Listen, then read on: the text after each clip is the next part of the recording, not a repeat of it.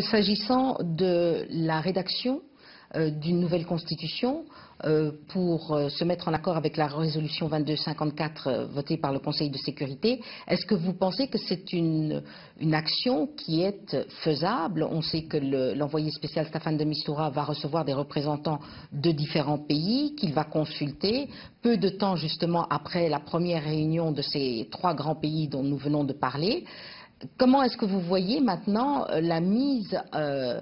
en marche de ce qui a été décidé par le Conseil de sécurité et donc les membres? Aujourd'hui, par rapport à ce qui s'est passé, ce que nous avons rappelé, c'est-à-dire une forme de normalisation de cet état de fait, même si on ne doit pas aller trop vite en besogne et savoir que ce conflit reste encore largement ouvert, Al-Qaïda est en train de reprendre du poil, l'État islamique fait un comeback, donc nous ne sommes pas complètement sortis de cet aspect purement défini sur le terrain.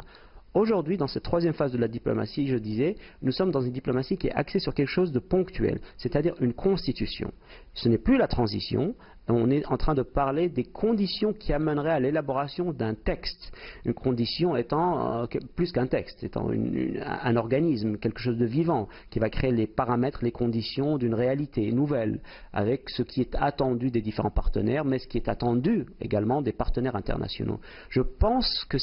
cet aspect ponctuel et l'aspect qu'on parle d'un texte, un texte qui va légiférer à l'évidence à partir probablement de la constitution syrienne existante ou des constitutions précédentes, mises à jour, amendées par rapport à la réalité. Donc c'est quelque chose qui, je pense, est moins difficile, paradoxalement, qu'une diplomatie de transition il y a quelques années. Néanmoins, on reste, et je regrette que nous sommes tout de même dans une forme de normalisation d'un état de fait, d'un état de force, que la communauté internationale à chaque fois a été face à une peau de chagrin qui se rétrécit par rapport à une forme de conflictualité qui s'est jouée toutes ces années. N'oublions pas que nous avons un demi-million de morts, que nous avons presque 11 millions de déplacés ou de réfugiés. Toute cette partie, disons, de ce conflit, qui est l'essentiel, ne doit pas non plus être mise de côté par rapport à des prérogatives qui sont celles de la diplomatie ou de la réelle politique.